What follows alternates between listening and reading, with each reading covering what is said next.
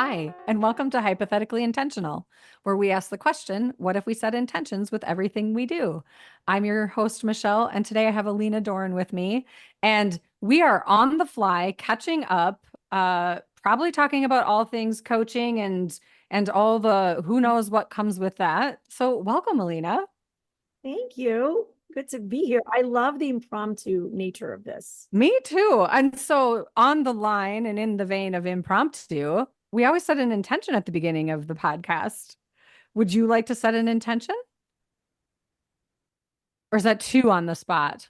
Oh no, when you ask the intention, the first like it was if we were playing a word association game, it would be I almost heard, well, how do you want to show up? I want Oh, fun. Fun with my friend Michelle. I love that. Because how do you want to show up is one of my main questions. How do you want to show I up? yeah. How do you want to show up for the podcast? How do you want to show up for yourself? How do you want to show up for your friends? How do you want to show up?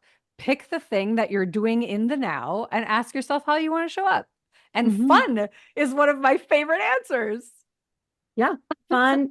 It's fun is it's a simple short word that really represents a number of different ingredients, right? It's like you're real, you're authentic, you're tuned into who you are, what you want to be, what you want in your life, and then you can let go and have fun. You're not constricted, right? Fun to me is antithesis to constricted. Oh, that's amazing. We speak the same language. This is why we became friends. I know. I know, but we're going to keep it clean for this conversation. We will. Yes, of course. Yes. Very clean.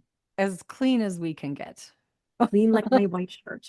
You look just amazing today. Like I'm in a sweatshirt for those of you that can't see because I don't release these in video. I'm in like a sweatshirt, all cozy, comfy. It's like a rainy, cloudy day here. And then Alina shows up and she's all like, in this like beautiful white shirt and like makeup, earrings, hair, everything's like meticulous. And I'm like, rock on, girl. What you got going on today? You got stuff going on today. I do have stuff going on today. So I'm kind of running around. Stopped by the home office, had a meeting earlier downtown. Nice. I'm located in New York City for all listening. Well, tell us what you do there. Let's start there. What drives you? What are you passionate about? What makes you tick in the name of fun? And because I suspect from what I know about you that how you show up in the world and what you do professionally has to be fun or you don't do it. That's right. That's right. This part that what I do now is what I get to do. Mm-hmm. And it is a gift. It is sacred. I'm using that word intentionally. I love Um, that word. so I mean, if there was a one word summary for what I do, I think of love. That's really what it all rolls up to. It's elevating ourselves to our higher self of what we can be. So that's compassion and that's kindness to ourselves, to others. It's self awareness. It's lower ego so that we can live our best lives. And what that translates to in more tactical ways is, I'm an executive coach. So I work with senior leaders. I work with emerging leaders on becoming the leaders that they wish they'd always had been, the leaders that they wish they had in their lives and maybe didn't get to have. It's amazing for the soul. It's amazing ethically, and it is incredible for the bottom line. It's incredible for a company's innovation, for a company's efficiency, competitiveness. So I really operate in the corporate space, from startups to Fortune 100 enterprises, and because that's where my background is. And I work with leaders on have a word for it. It's de-assholization. That's part of it, but I it's love really, it. but it's kindness. It's getting the best out of your people and out of yourself through self-awareness, through all of the earlier stuff that I'm talking about, and fun along the way. Sometimes it's pain, but that leads to fun. Right.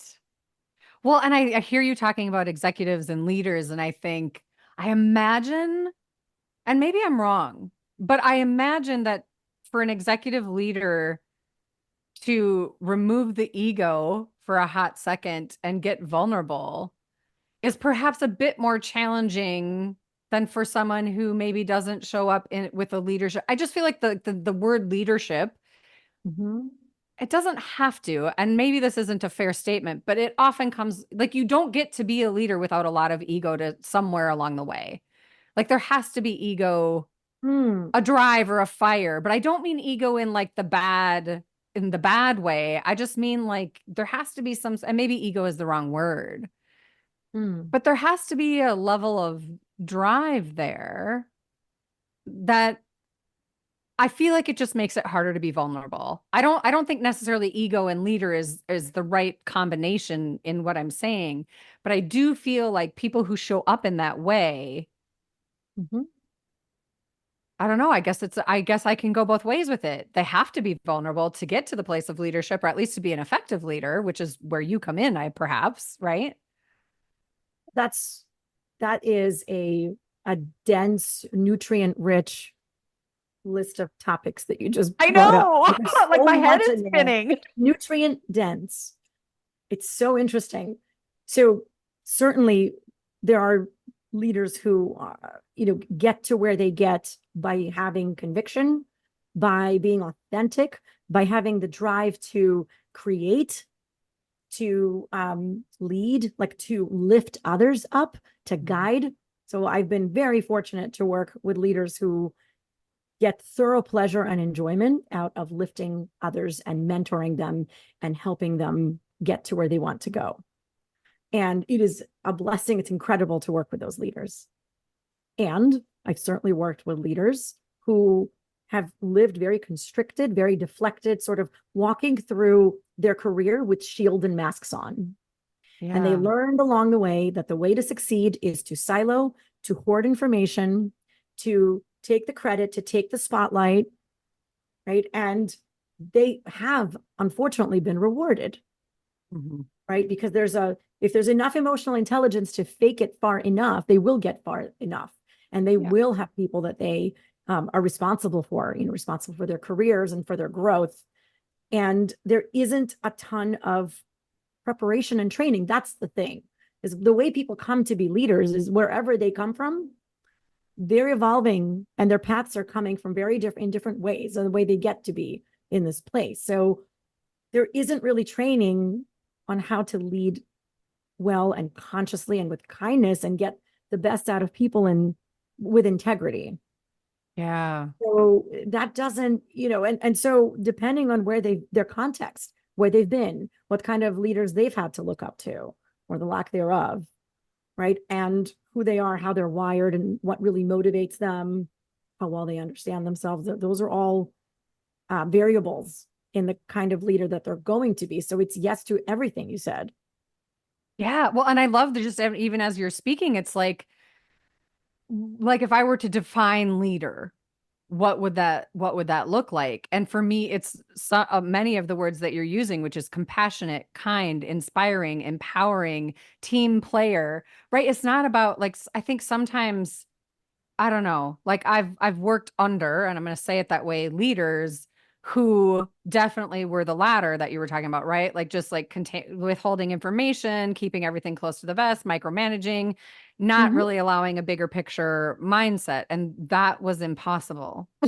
It was so hard to work because there was only so far. I mean, you can show up in however you choose to show up, but you can still only get so far because the leader has like is just closing doors in front of you all over the place versus like the leaders that you can show up with and alongside. And sometimes you're following them, sometimes you're next to them, sometimes you're in front of them, sometimes above, below, like doesn't matter. I'm not talking about hierarchy here. I'm just talking about like how we partner to make Mm-hmm. stuff happen for the best and highest good. And I think that is a key layer to like if we're all our own leader in that way, like outside of corporate America, like if we could lead ourselves in a way that's compassionate and kind and uplifting and inspiring and empowering and knowing who our team players are that we can lean into to help lift ourselves when we don't have that skill set, say, I don't know. I feel like that's not all that different. Like, is it corporate leader or are you your own leader? Either way, to show up in compassion and kindness is like magical. It is, and it is all of these concepts apply absolutely to your point. It isn't limited to corporate America. It's not limited to senior leaders. You take a human being, you dress them up in a suit and you put them in an office. Well, that's one setting. then they come home and they're wearing their sweats and their t-shirts and they're with their family. It's the same person walking in wherever they are, right? Sure. There's a saying, wherever you go, there you are. Yeah. And that is a really key part of the work is wherever you go, there you are. You can switch jobs. You can come home. You can get a divorce. You can get into fights with your friends. You can alienate yourself, right? You can distance yourself. You can have fulfilling relationships in your life. It's all the same person. Wherever you go, there you are. It's going to keep following you. How you do one thing is right. How you do Yeah, you can try everything. and run, but You you're can not try going and to ever get away from yourself. you're not. And that is why, you ask a question. It sounds so simple, but it's a deep question. What is a leader? And to me, the very first part of that is how you lead yourself. Mhm. Before leading anyone else is how are you leading yourself? That is the very first question. And to understand that, it's who are you? What do you want? What do you value? What is this all for? All of this, Yeah. all of it. Like when you look back on your life, what will have mattered to you? What do you want to say that you did? How do you want to say you were? And that's where it's all going. That's really the goal, is to do life in a way that is satisfying and worthwhile and worthy to that person, by that person's definition, not mine, not someone Right. else's, which is also a deconditioning. A lot of deconditioning happens in this work too, and sort of separation from, this is what I was told I should be, this is what I was told I should want. I am told I'm supposed to show up like this. I'm making robotic movements. Yeah. Right. And, and then there's a learning. There comes a point where in someone's life, in someone's career, and it could be career, it could be their life, it could be wherever they are, because it's the same human walking around on the same pair Yeah. of legs. It's, was this really you? Like, where is your voice? Is this your voice? I love that what I'm hearing and I don't know. First of all, I love the executive leader, like that is your client base. I can imagine that gets interesting in a lot of different ways. And that's true no matter who your client base is, it gets interesting, right? But I'm just thinking about like common threads, and you kind of mentioned one that I feel like, and this is, I think it's like where it's coming to me is it's like it's blending, it's like braiding everything together.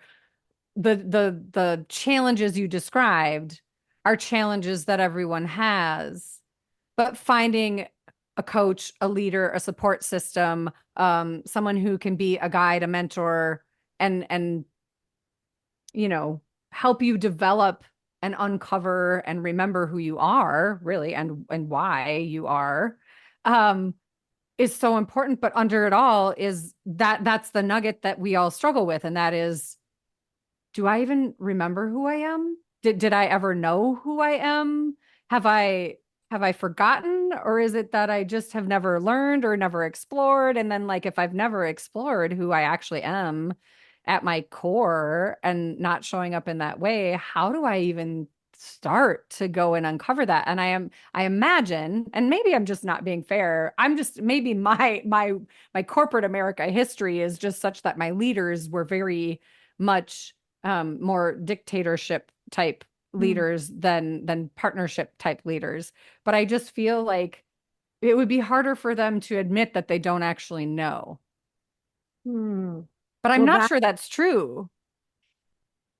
there is I mean, it's human beings, so there's a variation always. Yeah. And that is the sacred part of this work, is Yeah. creating a container of such safety, obviously confidentiality, but safety, Hmm. safety to take off the armor, take off the shield, hang it at the door, and walk in as your squishy self and really explore what's here and what's Yeah. been here. And so much of life can serve as a deflection, and many externally validated accolades and what is seen by others and by others' definition as success can actually be fantastic deflection tactics to not look where they've been really trying not to look, Yeah. right? Consciously or subconsciously. That's very human and that's very common. And it looks Yeah. very different. And that's, I think, that's the through line that's a common thread of all my clients. Whatever industry they're in, whatever, level, whatever size company, they have checked off the boxes of external validation Yeah. and external definition of success, every one of them. It's like, good job. Good Yeah. job. You've gone to the right schools. You have the right title. You work for the right companies. Fantastic. And Yeah. something isn't working. Something isn't enough. And like the wheels might be falling off the bus. Either they feel it themselves or it's been communicated to them explicitly. Like, I think about, when do people ask for help? Right? When do they reach out and ask for help? For most, and I had been one of the most, one of them in the most category, is when it's about to just all fall apart. It's Yeah, like or the it already last, has.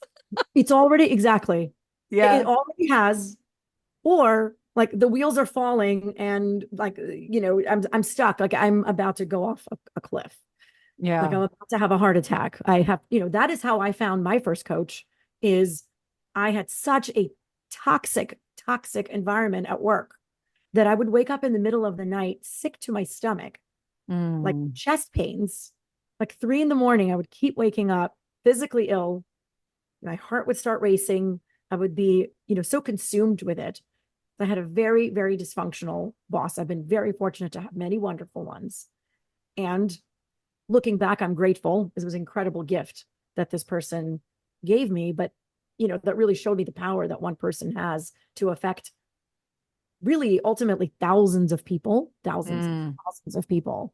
That's the trickle down. That's why I love working with executives, because taking, working with one person to create 10-15% more self-awareness, compassion, kindness, to make them 10-15% more effective, creates an incredible trickle down effect. But back to my point about, when do we ask for help?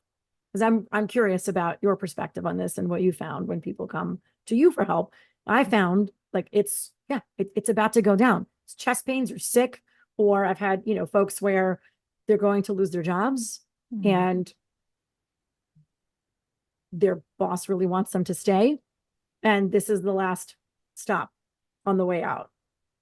So it's level up or out. Yeah. And that's Well, that's not most of the clients, but most of the clients come to me on their own.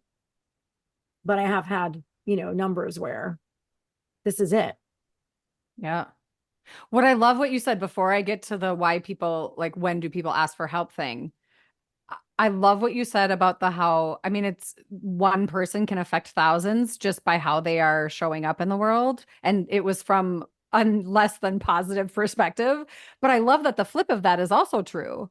That, one bad boss, so to speak, can affect thousands, but also one good boss can affect thousands. You yourself doing your own work and learning who you are and how you want to show up and doing that from your highest self space affects thousands and more. It trickles out, up, down, over, doesn't matter. It trickles out into the world how you're showing up and the work that you're doing within yourself. I feel like it's so much more vast than people understand or realize until it starts happening to them. Like they start doing the work and they're like, wait, like everything at home feels softer, kinder, not That's as heavy. Like my children are showing up differently. My husband is showing up differently.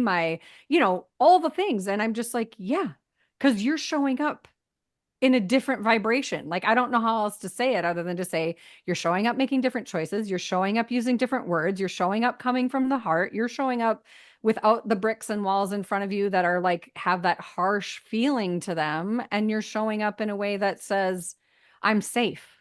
And I really think that's what it ends up being is like we become safe for ourselves and then for others. And I think that's a oh, beautiful thing. I've never worded it that way, but it does feel that way. I just got goosebumps hearing you say that last part. I love what Yeah, you said, because it's what so happens then? true. Right. What happens when we're safe? The way you said it beautifully. When we are safe with ourselves, we then have space to see others. Yeah, We and I got then the have this, goosebumps when you said it back. we have space to get curious about others. Yeah. Right. And curiosity takes the space away from judgment, And from fear. preconceived notions, from fear. Yes. Yeah.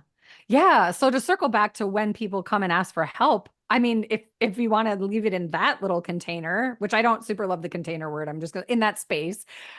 I think it's when they feel so unsafe within themselves that they don't know what else to do. When they feel so depleted, or pick your thing, right? Sometimes it's physical pain that they're in. Sometimes it's emotional pain that they're in. Sometimes it's like they have so much judgment and perfectionism within themselves that they don't know what else to do. They're frozen in time, so to speak, and they can't take a step. And they're like, well, somebody has to help me learn how to do this because I can't stay stopped forever.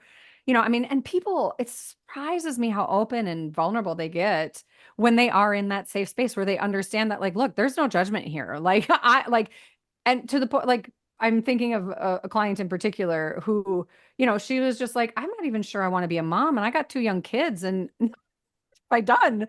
And that was so honest. And, and now over time, she is like doing the coolest thing with her kids and loving motherhood. And not every day, let's be honest. Sometimes you have those days, but, I'm just like, that's fascinating to me to be, well, it's, first of all, it's a huge honor to be part of that journey, but to watch it unfold and to witness someone witnessing themselves and uncovering their truths and their pain points and their, the things that do keep them stuck. It's like, yeah, you can get unstuck from the suck. It doesn't have to hurt this bad. It will, not to say it won't ever hurt, because it will. There's pain. Pain is part of life, but so is joy and discovery and love. And I think love is the answer. I love that you started there, because I think it's the way out of everything and the way into like the good life, like your highest self life. It is. It is. And we're not talking about, romantic love. We're talking about Oh, love frequency. We're talking about the higher self, the self actualized, the yes. real us when we feel safe, when we feel like we're ourselves. When we're And aligned we, in truth on who yes, we are is yes, just, it's so good. that peace, right? There's this Yeah. peace. And very much so what you just said, it's all included, the Mhm. joy, pain. And I think in that sacred space, there's a feeling of I find often person walking in and they finally, blurt something out that they're shocked by. Yeah. Like, I can't believe this just came out of my mouth. I've never said this to anyone, never said this to my partner, my husband, my wife, my kids, my therapist. Like, no one's ever said that. I can't believe I said it. And then there's a realization after that, inevitably, that, oh, this is all normal. Yeah. Like, there's Right. really nothing under the sun that you've just made up a unique set of challenges. Right. It's We're just being human, and it's Mhm. all included, and you get to choose. And then another thing that you talked about that really hit home with me is this idea of people feeling so stuck Mhm. in where they no longer trust themselves Mhm. and they're stuck. And well, what happens then? So that free state, and it can be analysis paralysis, Mhm.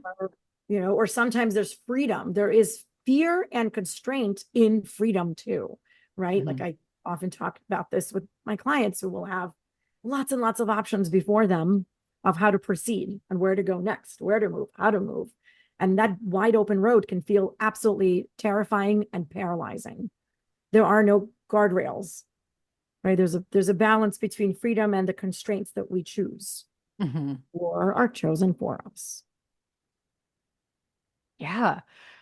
Oh, it's just so good. Like, I love to just pause and chew on not just the words, but the energy of the conversation. I don't know. That's so me. That's such a me thing to say. Love But it. I don't apologize for it. The energy of the words are different than the words themselves. And I love that I'm tuned into that because it changes life. It's a different kind of listening, and I enjoy it. And sometimes what's happening now is that I get into this state of like pause. It's not freeze, it's pause. It's like such a beautiful thing to think about people uncovering who they are and showing up from that love vibration and understanding that. I think for me, one of my biggest ahas was that it's not that I make the fear go away. It's not that the grief goes away. It's not that the fear goes away. It's not that things change in that way. It's that you change your relationship to it. You build a muscle that you grow to learn to navigate it and do in different ways. So it's not your enemy anymore. It becomes a tool that's useful, and that can be a driving force or something that keeps you safe. But either way, it's mindful, it's an intentional thing. There's discernment there. And you're going to have fear that's not going away. If you're coming to me looking to get rid of fear, like that's not how this works.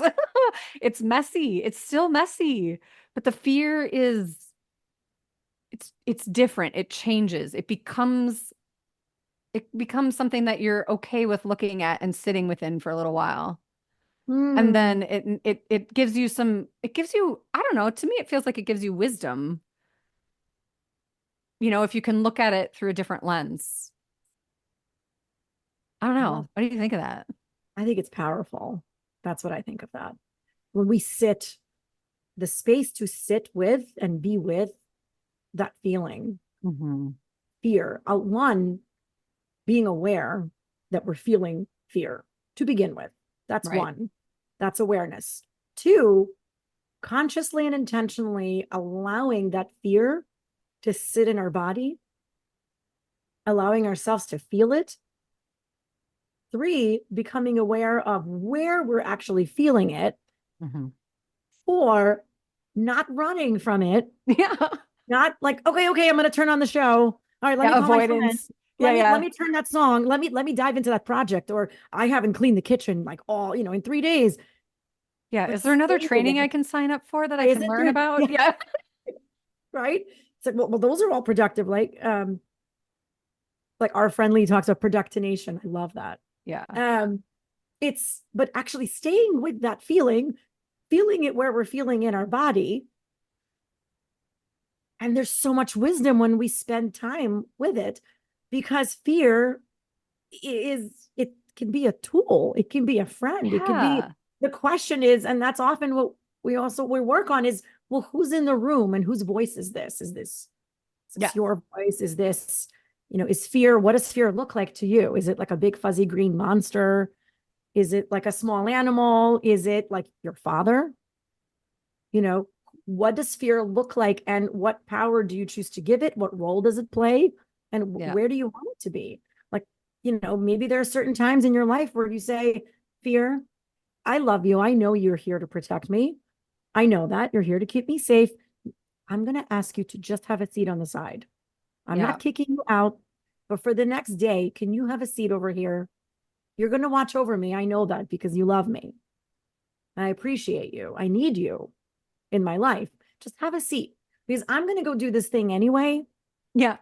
And I know you're Right. here and I know Yeah. you're keeping me safe. So I'm going to go do that thing. And that Yeah. awareness and what discernment allows for doing it while scared, doing it while imperfect, right? Letting go of perfectionism, letting go of all the deflection tactics and going.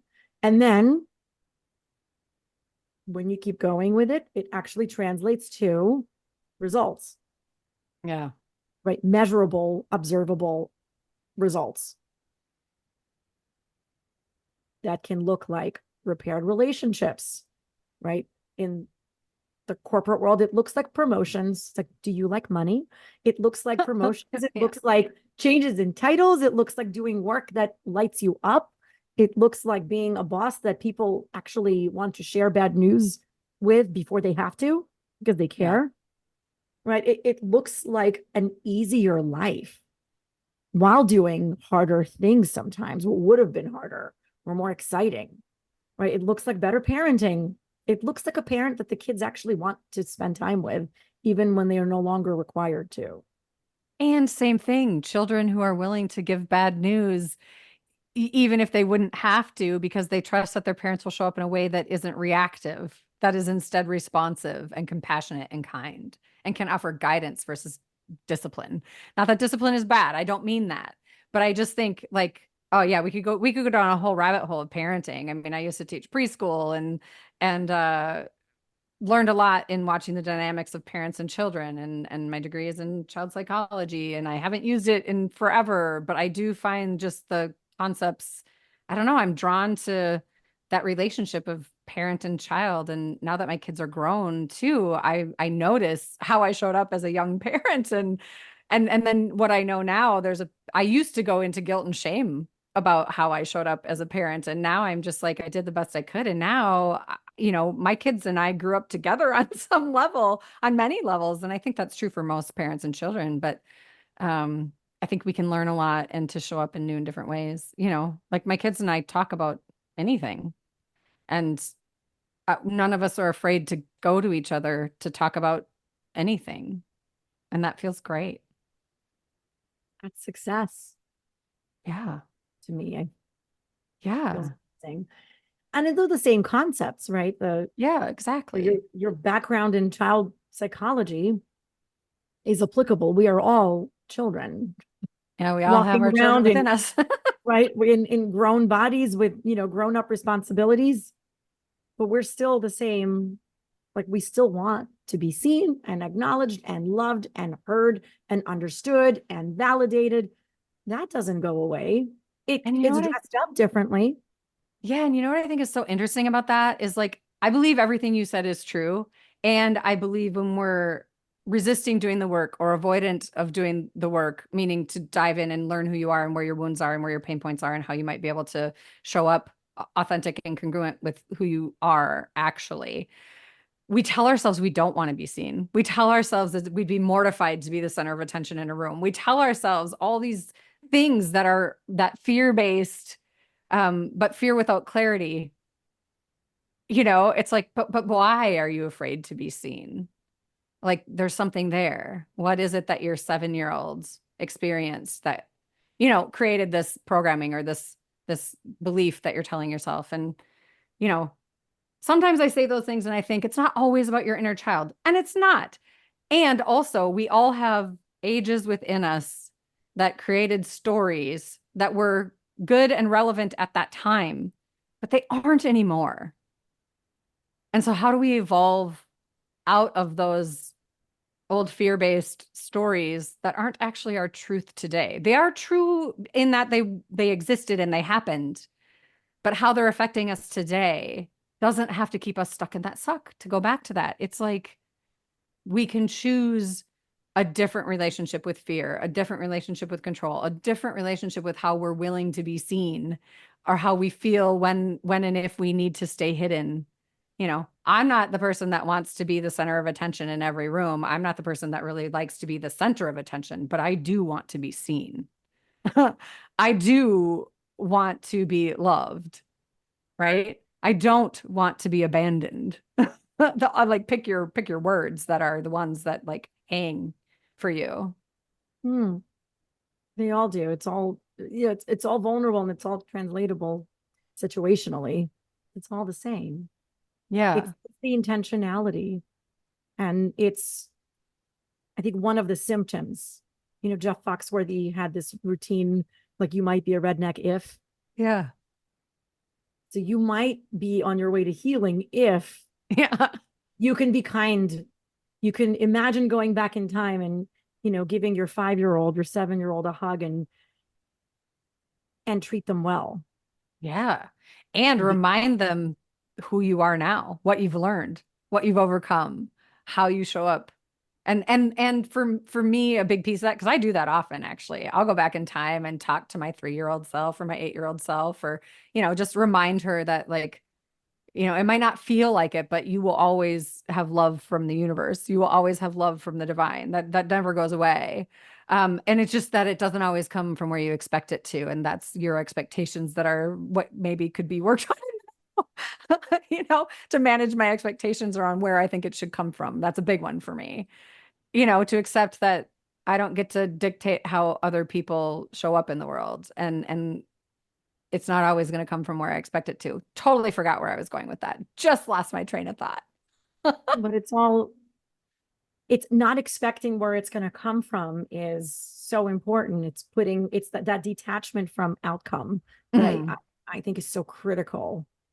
You're yeah. right. It's do what you can, right? Work on you and your awareness and your understanding and your own alignment and your own conviction, and really look at yourself and look at your values and look at what you desire and keep looking and keep reevaluating. And if you do that, then you sort of detach from how you expect it to be received by others, Hmm. where you expect opportunities to come from.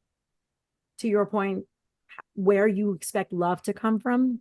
Yeah. Put out into the world what you want and what feels right to you, and it will come to you. And it is not up to you to decide in what form, on what day, and from whom. Right. Exactly. And I Yep. love what you like, put it out there. Ask for the help. Ask for what you need. Ask for what you desire. Open to receiving it. That's hard for some people. Mm. Receiving can be really Oh, tricky. It's like oh, you don't want to yes. receive or you don't know how to receive, and yet your expectations are such that you should receive. Yep. That's, I don't know anyone who could possibly relate to that. No, no, me neither. I mean, I don't know I, where that came from. Certainly not I, life experience. it's like asking for a friend. Yeah, exactly. Well, here's the thing though. We can't do this work if we haven't been in it. You cannot offer anyone value if you have not been in the experience of all the things that we've been talking about. We wouldn't be here Yes. doing what we do in the Oh, way that we yes. do it have we not been able to and continue to be able to make jokes about the journey that is healing, that is messy and ever evolving and always ongoing. And I say that with love and appreciation. I don't have an expectation to be done healing. I don't have an expectation to be done with my own personal growth and evolution. Like, I believe that will be an ongoing journey forever, and I'm good with that. I find that exciting and inspiring, not daunting. But it's because of how I show up now. Before that was like, oh, it's so hard all the time. It's that victimhood martyrdom mindset instead of like Oh, ownership, yes. you know? First of all, goosebumps. Second of all, yes, like full body yes to everything you just said. And yes, it's a forever. I so with you. You can't do this work if you're not being honest with yourself, because who wants a hypocrite? I don't. So I am a forever student, forever Yeah, and me ever. I will too. never stop learning. I will never stop my healing journey. And I share, I part of the learning is when you fall down and life throws something new, right? The universe presents you with something new and you fall on your ass in, a puddle of mud, and now your butt's wet and you're not comfortable. You're like, I'm going to get up now, Yeah. because before maybe I would have sat in it. Maybe I would have rolled around in it and commented at length about how wet it is and cold and uncomfortable and my pants are stained and woe is me and why does this happen, and Yeah. the worst time for it to happen. And today I am much more likely to say, okay, oh, there it is. And you just, and I get back up and unceremoniously, go home and change my pants, wash them, use stain remover, and move on. Yeah. Where do we go from here? Where do we go from? Okay. What's my And next step? that's part of the learning process. It's actually in one of my learning models is stage 5 is, yeah, when you fall down, you inevitably will, you expect to, when you regress, when you unlearn, when you have more learnings to do in an area, it's the getting back up and continuing. Yeah. It's not, it's just taking it as more data, right? It's taking it Yeah. as more learnings and being grateful, right? Having the capacity to look at it as, oh, I had more learning to do. Thank you. Right. Thank you for that. This is Yeah. great. It's happening in my higher good. I'm going to get up and move on. You talked about a martyr. You talked about a martyr. And again, I have no idea who could possibly relate to this. Right. Yeah. I want you to know it's just you, no one Of else. course. Right. Mhm. But that's one of the, and we've talked about the animal framework, the asshole framework, and the 5 animals. And that's one of the 5 animals is the honeybee. Yeah. That's the martyr. That's the one that's here to save you and the world, but no one ever asked to be saved Yeah. or wanted Right. Yeah. ever. They're just like, I'm going to save you. It's what I do. It's who I am. It's You why need I'm me. here. That's right. I can't delegate this work. No one knows it as well as I do. Without me, this place would fall apart. Oh my gosh. So I've got to do it. I've got to. It's got to be me. It's not, I didn't choose this. I have to. This place would fall apart without me. And that's, that's at an organization and that is at home. It's everywhere because Yeah. wherever you go, there you are. Oh my gosh. That's one of the five. That's one of the five animals is the martyr. Yeah. And yeah, in case there's anyone in the universe who could possibly relate. There's just so few. I mean, we are dripping in sarcasm today. It's a beautiful thing. I know. I I'm know. hoping it translates. I'm pretty sure that it does. Yeah. Asking for a friend. Yeah. I have a friend who, stays on the weekends and works overtime, works nights and works through holidays and feels like there's no other choice. This is the life that was chosen for her. She's Mhm. just here for the ride. It's just how it is. When I hear that, well, that's just how it is. Mm. That's just how it's always been. Like, that's the way we've always done it. This is how this place is. Right. That is a flag Yeah. to reevaluate when I hear people say things like that. Right? Like, Yeah. what are some of the flags? I'm curious when people come to you, what are some of the common words that you hear Oh, where wow. questions pop Words. up? That's tricky. I mean, it's sometimes it's like the simplest things. It's like they don't say I can't, but they're definitely saying I can't with Mm, that underlying fear, you know. I think the sneakiest thing, I don't know that I'm going to have a word for you today because I think my brain is too immersed into all the things we've been talking about. But I will say, I think some of the sneakiest things that come in that I've gotten good at catching, I guess I'll say it that way, that good at seeing. Not, I don't want to say catching because that implies judgment, and I don't mean it in that way at all. But like to see when people are full blown lacking accountability and in run mode, avoidance. Because we're sneaky at how we do it. Like when I said, is there another training we could find? I will yeah. tell you, so many people in my world, and I'm a seeker too, so I get it. I'm always looking for the next thing I can learn and study and uncover and add to my toolbox, so to speak, or deepen a practice that I'm already in. And if you're seeking a training, so many times it's like you're the chronic student. And it's only because, well, not only because I do find value in education. I don't want to imply any way that I don't.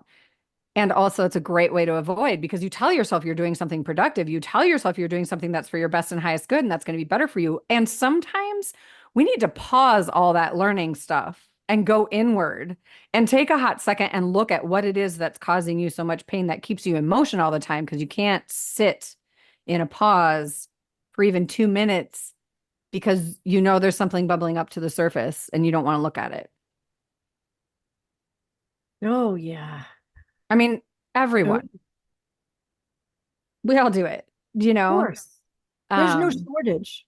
no, and so I think it's like or like witnessing people in that perfectionism, judgment, thinking that like they couldn't possibly do something that makes them that uncomfortable in a room because what if they screw it up? And it's like you don't understand, no one in this room is an expert in this thing that we're all doing together, and no one's even looking at you because we're all worried about ourselves in the same way that you're worried about yourself. It doesn't work that way. And to have that, like the number of times on my journey where I was like, wow, Michelle, you have a lot of ego. You're thinking the whole world is seeing you and judging you, and no one's even looking at you at all because they're doing the same things to themselves that you're doing within yourself. And so it's like recognizing that no one cares about those petty things that you're so worried about that everyone's caring about. And what they do care about is you. And if you're okay. And if the people who care about you, they're more concerned about if you're happy, if you have contentment, if you have joy. And hopefully one of those people is the person themselves.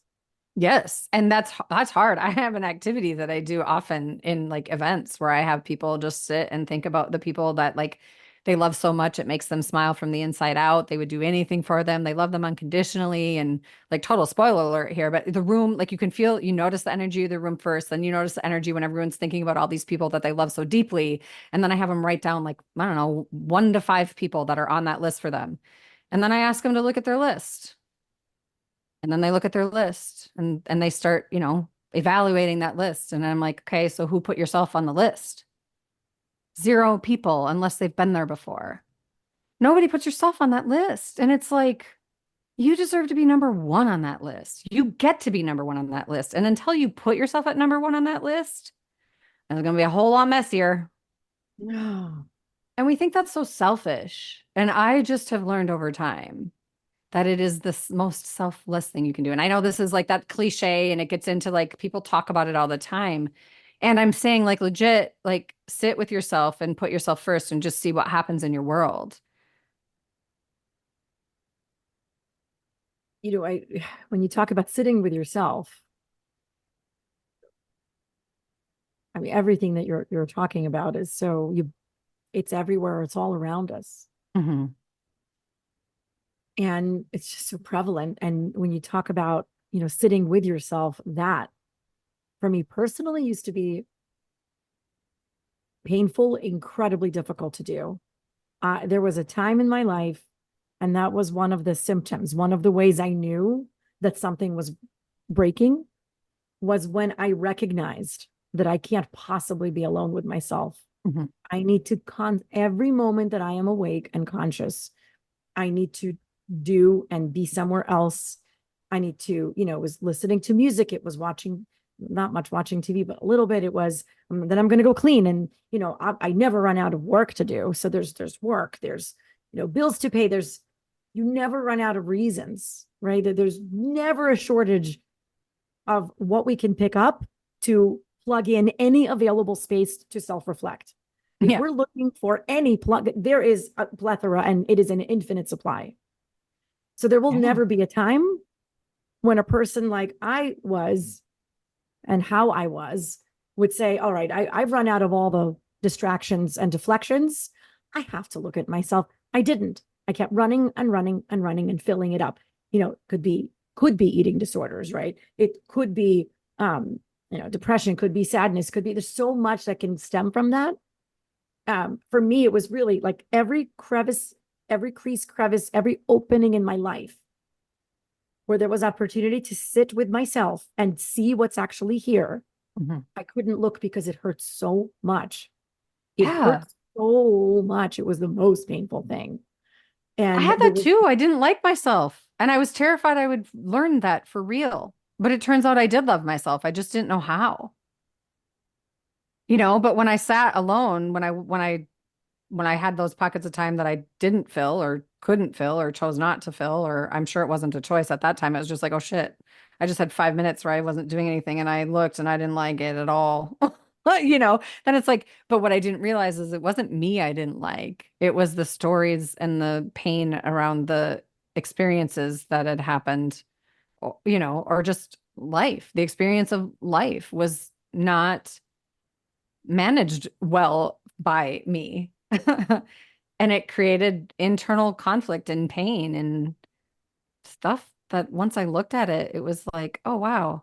I didn't realize how much love I had in my heart. I mean, outside of having my children, probably, right? Like, but I had my children before I started doing my own work, like really doing my work. And when you start understanding, I don't know, I had a lot of anger and frustration. So for me to get to that place where I actually understood love for myself, I was surprised at how much I could generate because I didn't know that experience or that feeling before. And then when I found it, I was like, huh, well, that's kind of magical, actually. Uncomfortable for sure. But like it's kind of like that once you kind of get a taste of that seed of that had been planted with the help, it's like, oh, well, holy shit, this is a whole different way my life could look. And then it got real messy. Because then it's like, oh, yeah, okay. I have no idea what I'm doing here. And the perfectionist in me did not like that no, at all. yeah, sounds like some major cleanup. Yeah. And circling all the way back to the beginning, and maybe this is a great place to wrap up. I want to hear, more from you. But you started at love, and that brings me ridiculous amounts of joy. I just feel like if we could start and continue in the energy of love. Oh, just saying it feels good. There's so much abundance. There's so much abundance in love and feeling love for humanity and feeling love for ourselves, that compassion. That was a difficult thing for me to learn. But it opens us up and it allows us to be loving and to be giving and to be caring. It's really it opens up a whole new life. It's life changing, sacred. I love that word too. Yeah. Yeah. And maybe sacred isn't your word.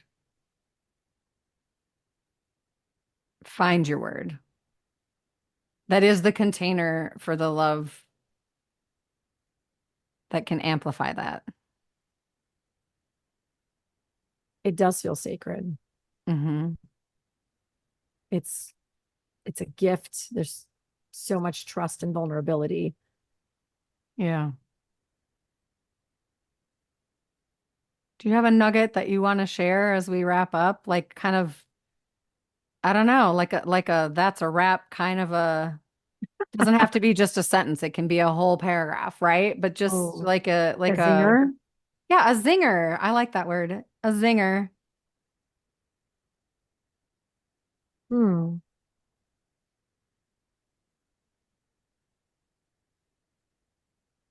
I'm thinking about the energy of our conversation.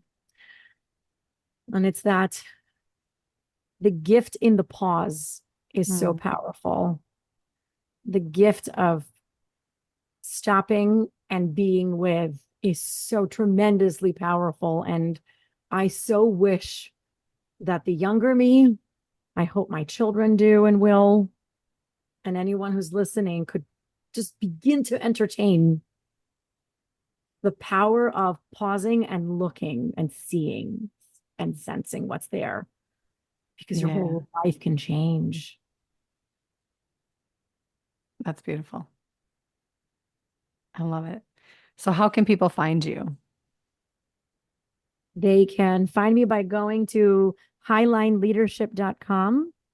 They can email me at alina@alinadoran.com. They can look me up on LinkedIn. I believe I'm the only Alina Doran. Yeah, look me up. Talk to me. We'll have coffee chat. I love how you just burst out that accent at the end there. That's great. That's beautiful. Thank you so much for spending time with us today. I really appreciate the conversation we had. I love your energy.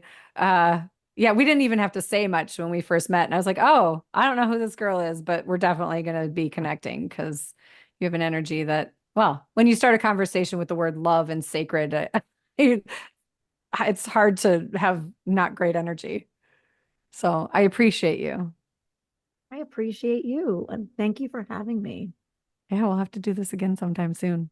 I would love it. All right, that's a wrap for today. Bye. Be you every day.